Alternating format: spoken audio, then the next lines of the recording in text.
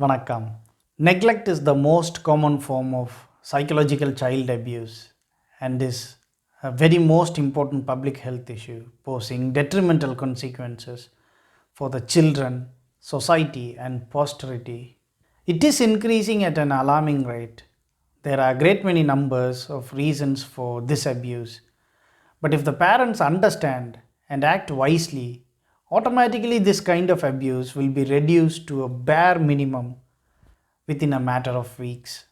What is making it hard for the parents to realize this problem and recover their children is their own history and current intimacy crisis.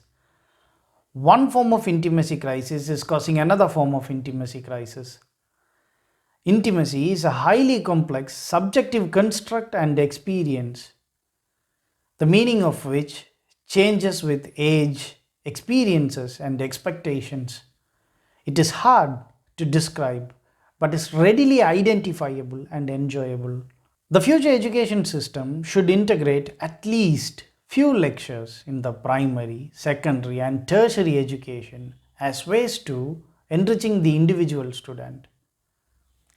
நன்றி.